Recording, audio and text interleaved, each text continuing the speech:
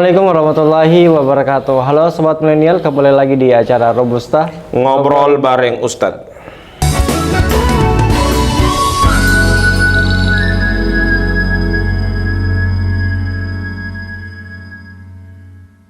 Ya, Sobat Milenial, senang sekali masih bisa bertemu dan berjumpa bersama Anda semua di acara Robusta Ngobrol bareng Ustadz. Dan saat ini saya tidak sendirian, saya sudah ditemani oleh narasumber kita, yaitu Ustadz Robi. Assalamualaikum Ustadz. Waalaikumsalam warahmatullahi wabarakatuh. Bagaimana kabarnya Ustadz? Alhamdulillah baik. Insyaallah antum juga baik, dan semoga para pemirsa yang sementara mendengarkan dari rumah, ya, lewat televisi maupun lewat medsos, Facebook, ya, insyaallah kami temui dalam keadaan sehat walafiat. Amin ya rabbal alamin. Ya, Sobat Milenial, kali ini kita akan membawakan tema yang cukup menarik, yaitu terkait sikap mudarat dalam perbedaan.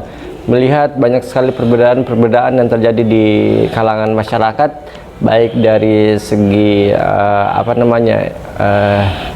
ibadah dan sebagainya. Nah, ini mungkin langsung kita tanyakan kepada Ustadz Robi. Ustadz, mengawali obrolan kita pada sore hari ini, mungkin bisa dijelaskan macam-macam perbedaan itu, Ustadz? Taib. Alhamdulillah, salatu wassalamu ala Rasulillah wa ala alihi wa sahbihi wa ba'd. Perbedaan itu sebuah khazanah, ya. Perbedaan itu tanda bahwa kekayaan dalam sesuatu itu. Kalau dalam Islam ada berbeda, berarti itu Islam itu kaya. Ya, Islam itu bukan doktrin, tapi Islam itu kaya. Kaya dengan sebuah keilmuan.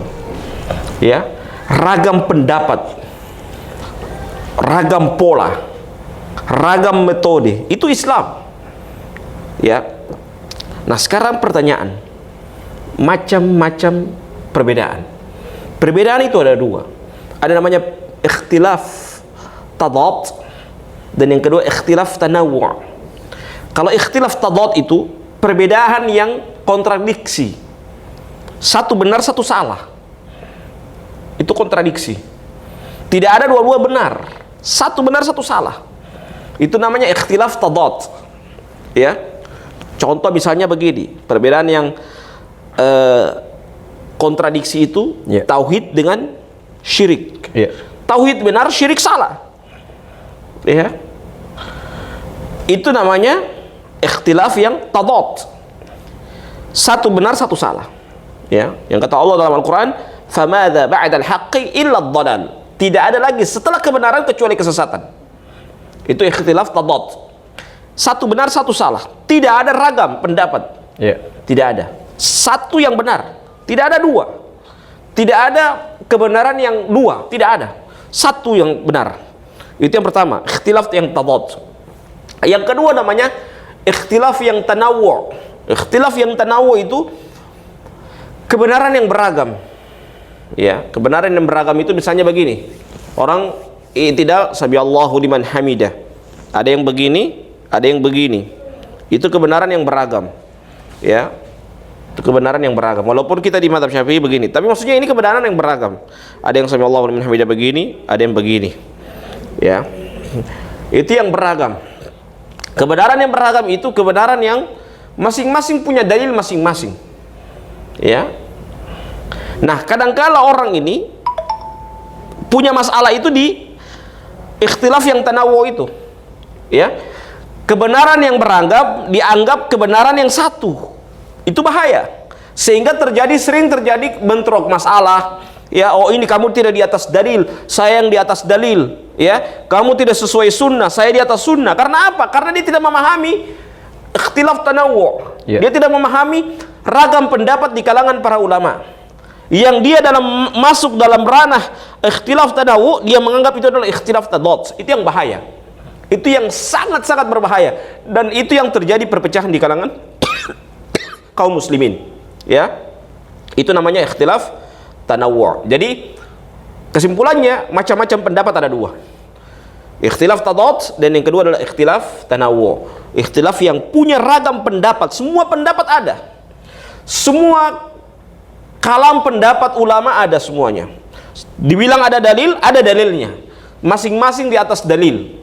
ya, maka itu adalah ikhtilaf yang tanawu. Maka ikhtilaf yang tanawu tidak boleh kita katakan bahwa itu adalah ikhtilaf yang tadad. Maksudnya ikhtilaf yang punya ragam pendapat masing-masing di atas dalil, kemudian kita datang memvonis oh dia tidak di atas dalil, padahal dia punya dalil, cuman sudut pandang kita yang berbeda. Taib. Ya, di kalangan masyarakat ini banyak sekali perbedaan-perbedaan terkait itu, Ustaz. Ya. Nah, ini mungkin bisa dicontohkan apakah di zaman Nabi ini ada perbedaan pendapat yang dilakukan oleh para sahabat.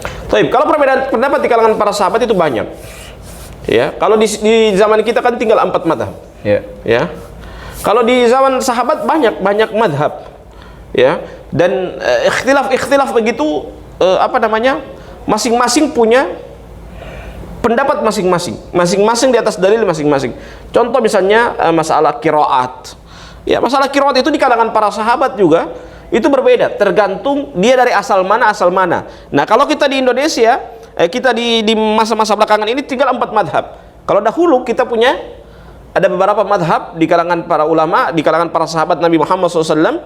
Ya, itulah beberapa contoh, termasuk qiraah di dalamnya ataupun masalah fikih di dalamnya masing-masing. Contoh begini, mengusap wajah, ya, mengusap wajah. Ada pendapat di kalangan para ulama, para sahabat ketika dia mengusap wajah dia juga harus cuci bola matanya. Itu ragam pendapat di kalangan para ulama. Cuma alhamdulillah kita tidak dapat madhab seperti itu. Cuci muka harus juga cuci bola mata. Ya, tidak ada kan, alhamdulillah. Kita cuma cukup cuci muka saja, ya. Kalau sahabat dahulu mereka berpendapat kalau cuci muka ada cuci juga bola mata. Jadi bola mata juga dicuci. Ya, bola mata dianggap bukan bagian dari wajah. Ya, itu ragam pendapat. Kita harus terima, ya, seperti itu. Ya, alhamdulillah kita punya yang kita terima madhab ini agak mudah. Ya, tidak mungkin cuci muka baru kemudian bola mata lagi dicuci lagi, ya, tidak mungkin. Ya, agak mudah. Taib.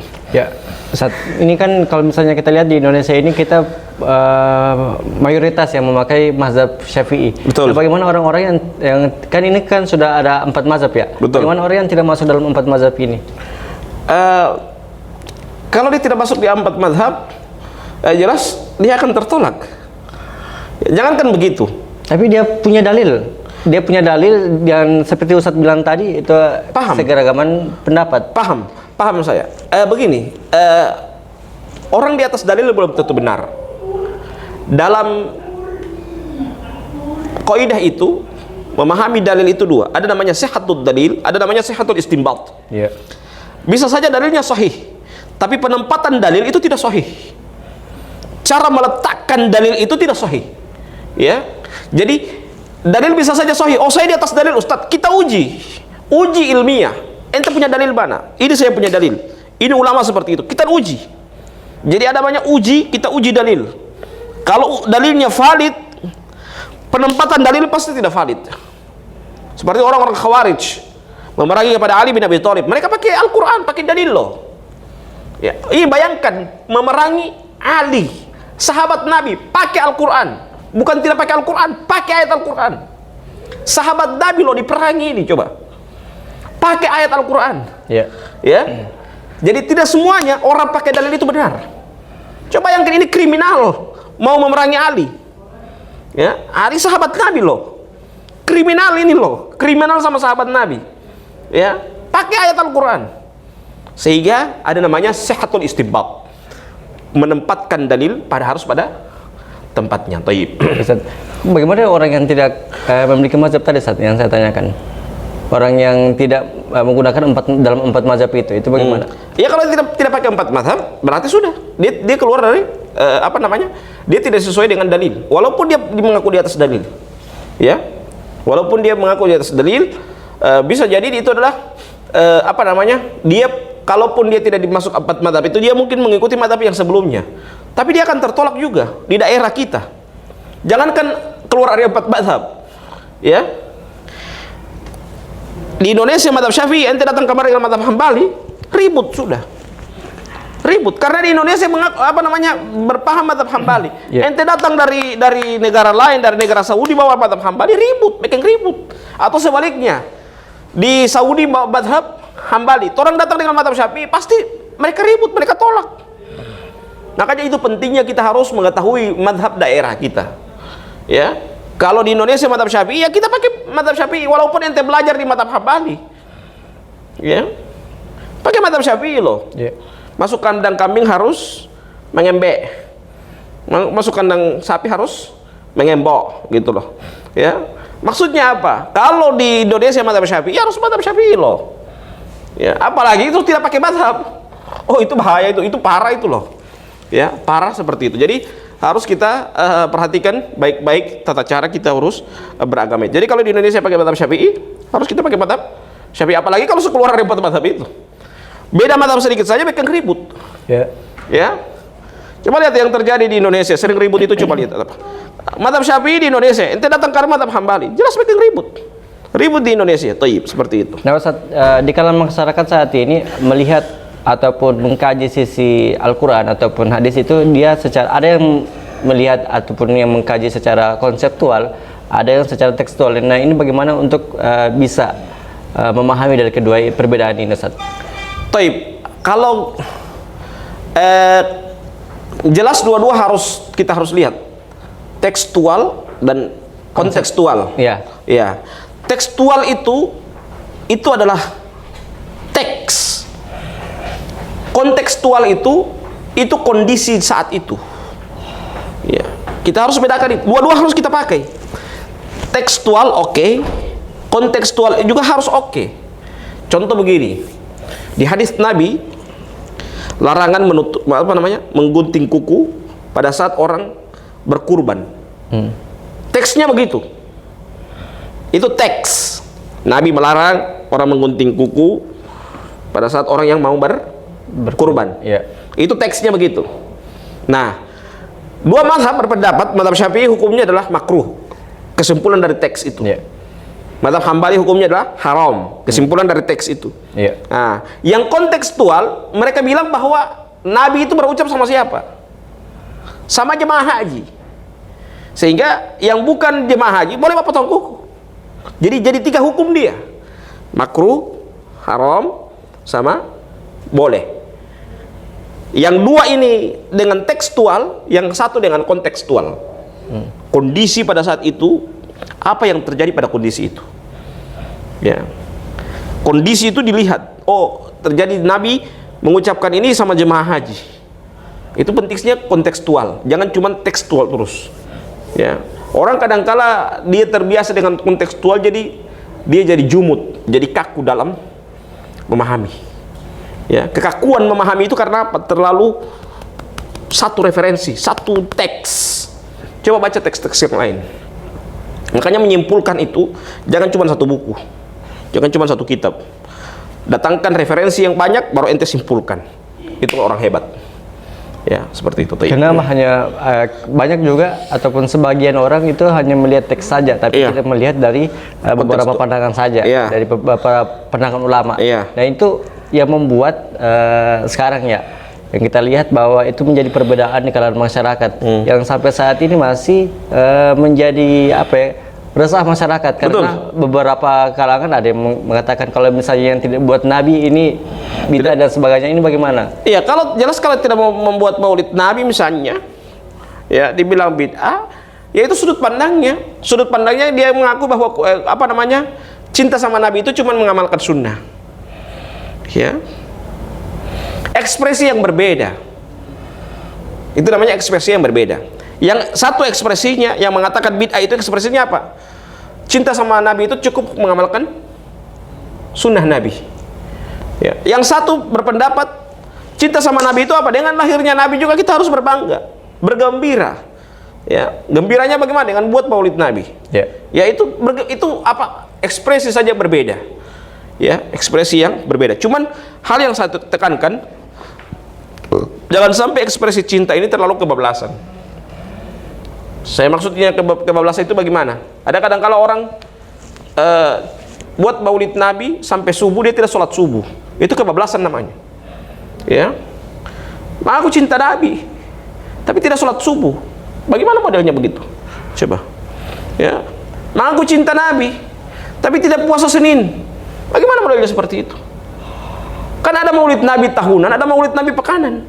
Maulid Nabi pekanan itu apa? Puasa Senin. Ya, seperti itu. Saya ragu kalau orang mengatakan saya cinta sama Nabi, baru kemudian dia tidak sholat subuh. Bagaimana modelnya seperti itu? Dia mengaku saya cinta sama Nabi, tapi dia tidak puasa Senin. Bagaimana modelnya seperti itu? Ya, padahal hari Senin itu kata Nabi apa? Wa fihi wulidtu. Pada hari Senin itu saya dilahirkan. Itu mengertinya apa? Maulid Nabi pekanan itu adalah puasa hari Senin. Jadi orang mengaku cinta sama Nabi, banyak puasa Senin dong. Jangan cuma tahunan terus yang diingati, diperingati. Yang pekanan tidak pernah.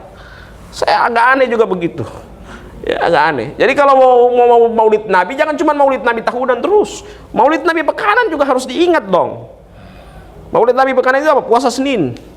Itu yang harus diingat terus. Taib. Baik, Ustaz, nanti kita akan lanjutkan lagi, Ustaz. Ya, sobat milenial, jangan kemana-mana, tetap saksikan terus di Robusta Ngobrol bareng Ustadz. Ya, sobat milenial, terima kasih masih tetap bersama kami di acara Robusta Ngobrol bareng Ustadz. Ya, Ustadz, tadi sudah disampaikan juga dari Ustadz terkait beberapa pandangan dan ataupun perbedaan. Nah, sebenarnya inti masalah ataupun yang dapat membuktikan bahwa masalah perbedaan itu termasuk dalam usul Islam itu seperti apa, Ustadz? Taib, kalau dia perbedaan itu dalam usul Islam, jelas itu adalah ketidaktahuan. Ya, ketidaktahuan. Kalau orang dia melanggar dalam usul Islam, pasti ketidaktahuan. Yang kedua, karena dia tidak mempelajari Islam secara kafah, ya, keseluruhan. Ya, itu pentingnya. Kalau dia mempelajari Islam secara kafah, dia tahu mana batasan, mana yang bukan batasan. Dia tahu seperti itu. Ya, dia harus tahu mana batasan-batasan yang kita harus perhatikan bersama. Ya, sehingga ada usul yang tidak boleh dilanggar. Ya, ada usul yang tidak boleh dilanggar. Ada masalah-masalah prinsip, masalah-masalah pokok yang tidak boleh dilanggar. Kalau dia melanggar, dia dapat dosa. Ya, ya, karena itu masalah usul, masalah prinsip. Taib. Pernah ada tidak saat mendapatkan bahwa setiap perbedaan itu ada yang tidak berada di dalam atas dalil? Ada pernah nggak saat dapat seperti itu? Perbedaan yang tidak berbeda. Kita memiliki perbedaan tapi dia tidak di atas dalil, tidak memiliki dalil dan sebagainya. Taib, ada perbedaan yang tidak di atas dalil.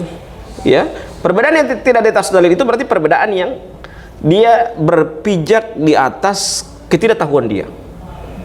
Yang kedua, perbedaan yang tidak di atas dalil itu adalah perbedaan yang dia memiliki literasi yang rendah.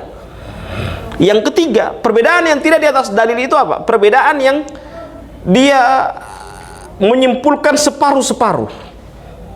Ya, bukan kafah, secara separuh-separuh, parsial. Ya, separuh-separuh. Dia dapat separuh, oh dia simpulkan. Separuh, simpulkan. Separuh, simpulkan. Harusnya dia kumpulkan dulu semua data, baru kemudian dia simpulkan. Taib, seperti itu. Ya, Ustaz, di dalam setiap perbedaan ini, Ustaz, apakah ada hal-hal yang bisa kita tolerir atau ada hal-hal yang tidak bisa kita tolerir? Oh, kalau yang bisa ditolerir itu adalah hal yang masalah tadi, masalah yang bukan masalah prinsip, atau yang saya istilahkan di awal tadi adalah ikhtilaf tanawwu'. Ya, karena masing-masing di atas dalil. Itu harus bisa ditolerir. Ya, harus bisa ditolerir. Karena apa? Karena masing-masing di atas dalil. Cuman kadangkala ada yang masing-masing di atas dalil tapi tidak pas diterapkan di tempat itu. Contoh misalnya di sini mazhab Syafi'i, mazhab Hambali itu di atas dalil loh, cuman tidak pas ente terapkan di Indonesia walaupun mereka di atas dalil, ya, karena penerapan mereka tidak berdasarkan, tidak di atas, tidak sesuai dengan daerah yang mereka lakukan. Ya, jadi di sini mazhab Syafi'i, dia datang mazhab Hambali. Jelas yang dia lakukan, dia menerapkan mazhab Hambali tidak tepat. Karena dia berada di posisi mazhab Syafi'i, seperti itu. Ya, Ustaz. Ini beberapa bulan yang lalu itu ada sempat tersebar informasi bahwa salah satu imam besar Muslim, ya, pemimpin Muslim itu mencium kepala imam besar non-Muslim. Nah, ini apakah termasuk kekufuran atau bagaimana? Ini banyak sekali di kalangan masyarakat yang bertanya-tanya tentang itu. Taib. Yang pertama, menghormati itu bukan membenarkan akidah.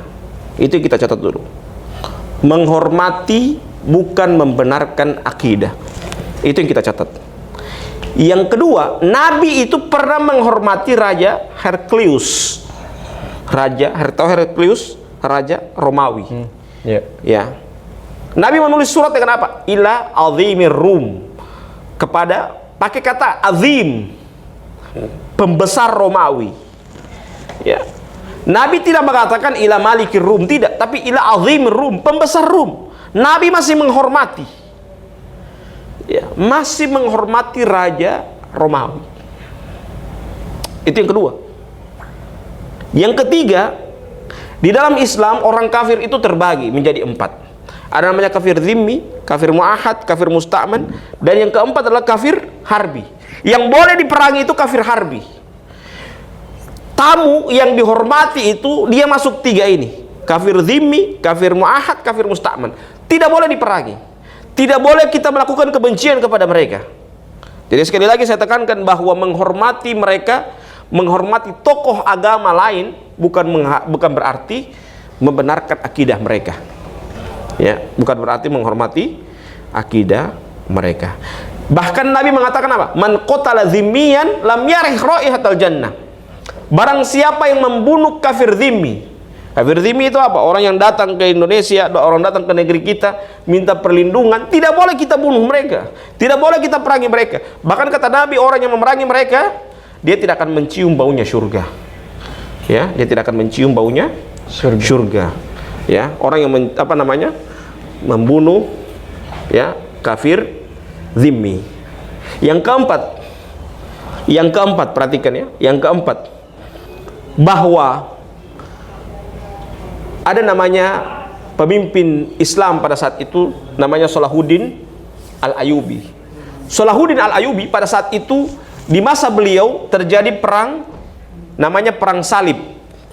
Perang salib yang terjadi antara Salahuddin Al-Ayyubi dengan Raja Richard. Ya. Salahuddin Al-Ayyubi dengan Raja Richard. Salahuddin Al-Ayyubi ya, beliau berperang dengan Raja Richard di perang salib itu, ya. Beliau apa? Coba lihat, perhatikan.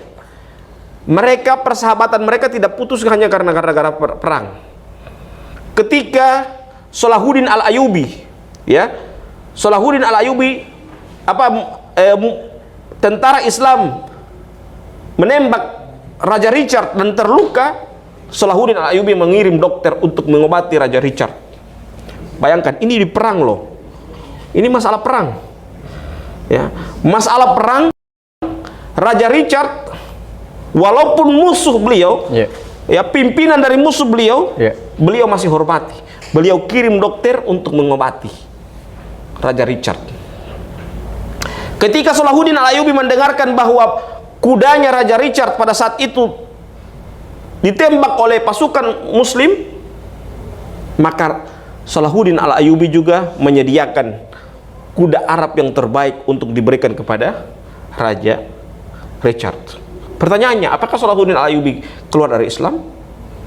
Tidak, ya. Itu hanya karena menjaga persahabatan. Bayangkan di tengah peperangan seperti itu juga Salahuddin Al-Ayyubi masih membantu kepada Raja Richard, ya, walaupun Raja Richard itu adalah pemimpin dari musuh dia. Ya, itulah kemurahan dari Islam. Jadi sekali lagi, menghormati bukan berarti membenarkan akidahnya. Ya. Kalau menghormati sudah masuk dalam membenarkan akidah, jelas saya juga tidak setuju. Ya. Tapi selama ini saya lihat menghormati bukan berarti membenarkan akidah mereka. Wallahu a'lam bishawab. Ya, Ustaz, ini juga menarik dan perlu kita sampaikan kepada masyarakat, Ustaz. Nah, ada juga beberapa kalangan masyarakat yang yang enggan tidak membahas terkait perbedaan. Nah, itu mungkin salah satunya yaitu tidak ingin sakit hati, pecah hati dan sebagainya. Ini bagaimana bagaimana pandangan Ustaz terkait statement ini? Baik, kalau orang tidak mau bahas perbedaan, tidak mau sakit hati, ya kita hidup di dunia ini juga penuh dengan perbedaan. Ya. Kita hidup di dunia ini penuh dengan perbedaan, laki-laki dengan perempuan. Itu kan berbeda. Ya, warna pun berbeda.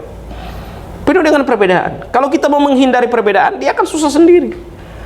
Pasti akan banyak perbedaan. Dan dia akan stres sendiri. Mau tidak mau, suka atau tidak, dia harus pelajari itu perbedaan. Ya. Dan sekali lagi saya katakan bahwa perbedaan itu adalah khazanah. Sebuah kekayaan yang harus kita cintai, kita harus banggakan. Ini loh Islam, kaya dengan ilmu, ragam pendapat di kalangan para ulama. Ya, jangan benci dengan perbedaan. Justru dengan perbedaan itu terlihat kecerdasan orang. Dia memahami perbedaan. Orang bijak itu bukan karena apa? Bukan karena dia pendiam, tidak. Orang bijak itu apa? Karena dia tahu ragam pendapat. Itu bijak. Tapi kalau orang cuma hanya satu pendapat yang dia tahu, bukan orang bijak itu. Itu bukan orang bijak.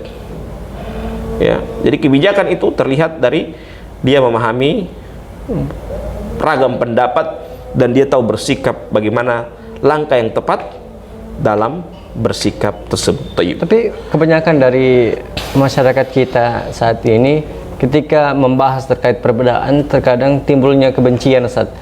Nah, ini bagaimana? Ya, kebencian itu karena apa? Pertama, ketidaktahuan dan malas belajar. Ya, perbedaan itu harus dipelajari loh, jangan ente benci. Ya, makanya kalau mengkritik itu apa? Harusnya apa? Argumen, bukan sentimen gitu loh. Ya, kalau orang mengkritik dengan argumen, berarti itu orang punya akal. Ya, kalau dia mengkritik atas dasar sentimen, dia sudah menyerang personal, membenci, berarti sudah kalah. Onderdil rusak.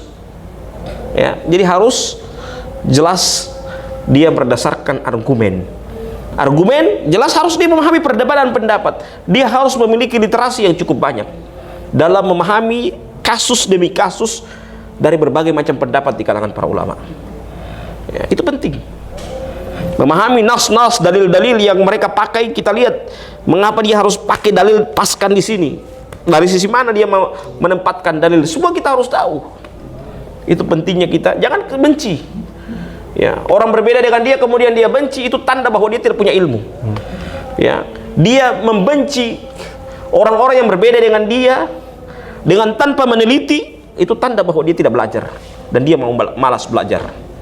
Ya, tapi kalau ketika ada orang berbeda dengan dia, dia diam dan dia mencari, berarti dia adalah orang yang bagus. Oh, tunggu dulu, mungkin saya kurang ilmu. Saya mau teliti dulu pendapat dia ini. Bisa jadi dia yang lebih benar dari saya. Nah, itu orang yang hebat. Ya. Tapi ketika ada orang yang berbeda dengan dia, kemudian dia vonis, oh, kamu salah, kamu neraka. Ya, itu artinya hanya dua pendapat, dua kemungkinan. Dia tidak mau belajar dan dia malas belajar. Ya, seperti itu. Wallahu a'lam bishawab. Baik, nanti kita akan lanjutkan lagi, Ustaz. Iya. Baik, sobat milenial, jangan kemana-mana, tetap saksikan terus di Robusta Ngobrol bareng Ustadz. Ya, terima kasih sobat milenial masih tetap bersama kami di acara Robusta Ngobrol bareng Ustadz. Ya, Ustaz, tadi kita sudah membahas terkait berbagai macam perbedaan dan bagaimana kita menyikapi perbedaan-perbedaan itu. Dan mungkin Ustaz, apakah adakah hal yang perlu kita ketahui bahwa yang dalam berdebat ataupun membahas sebuah perbedaan itu ada adab-adab yang harus kita perhatikan seperti itu? Pertama, adab yang harus kita perhatikan pada saat kita berdiskusi. Ya. Kita harus perbanyak referensi. Ya. Literasi itu penting. Literasi itu menunjukkan bagaimana cara dia bersikap. Itu pertama. Kalau mau diskusi, ukur diri, ukur literasi. Ya. Kalau mau diskusi tidak punya literasi, kemudian dia nggak mengukur diri, pasti ketika diskusi pasti marah-marah. Karena apa? Karena nggak mengukur diri, nggak punya literasi juga. Dua hal itu. Itu adabnya. Dia harus ukur diri. Yang kedua, ukur literasi. Yang ketiga, dia hormati orang yang berbeda dengan dia. Baik. Ya. Saya akan catat pendapat Bapak, saya akan teliti lebih lanjut. Kalau benar Bapak sampaikan, saya ikuti. Kalau tidak, kita diskusikan kembali. Itu baru bagus.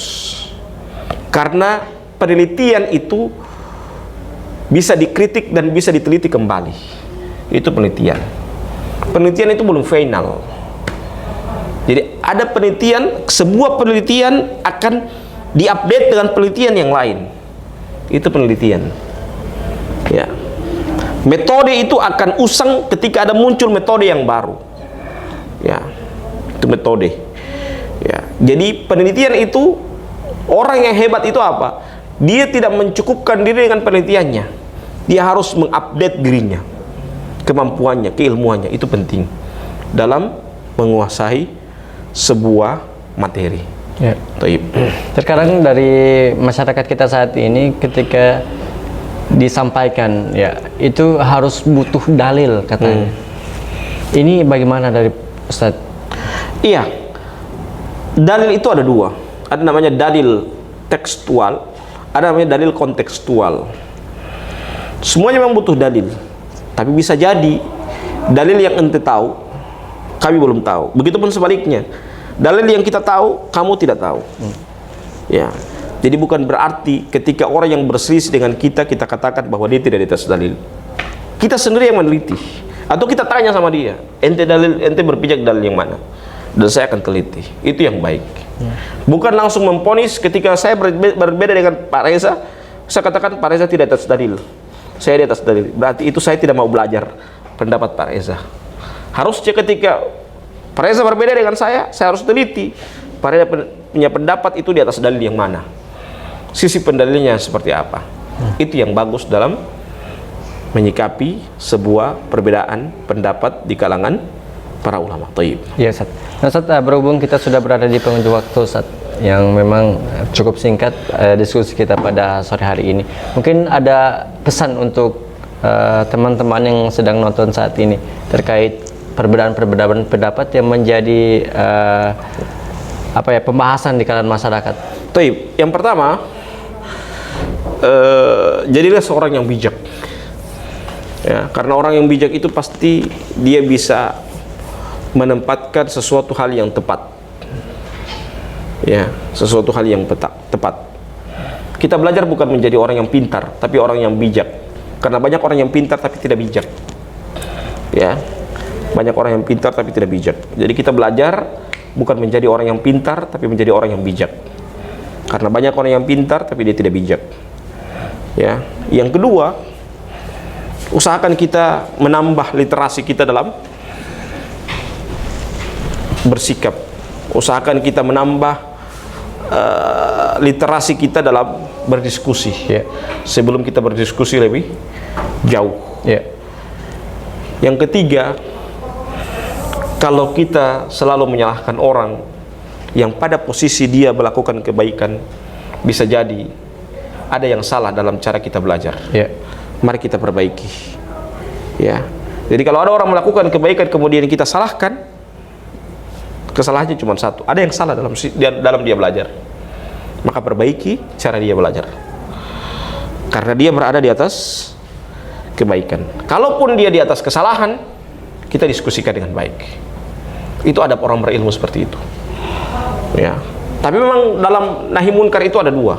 Ada orang yang ta'liful qulub, dia butuh dengan dengan lemah lembut. Ada juga butuh agak tegas sedikit. Ya, ada tegas sedikit. Ya, orang yang lembut itu ya itu tugasnya untuk membina.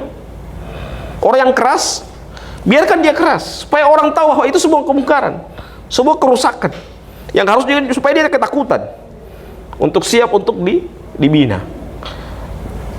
Ya, seperti. Jadi kemungkaran bukan berarti kita diamkan, kita rangkul, tapi juga kita tekan bahwa itu adalah sebuah kemungkaran. Oke, itu saja dari saya. Semoga bermanfaat. Semoga kita semua senantiasa mendapatkan hidayah dari Allah. Amin, dan petunjuk dari Allah Subhanahu wa taala. Amin, amin. Kita tutup dengan bacakan doa kafaratul majelis. Subhanakallah bihamdika asyhadu an la ilaha illa anta astaghfiruka wa atubu ilaik. Wallahu musta'an wallahu muwaffiq ila aqwamit thoriq. Assalamualaikum warahmatullahi wabarakatuh.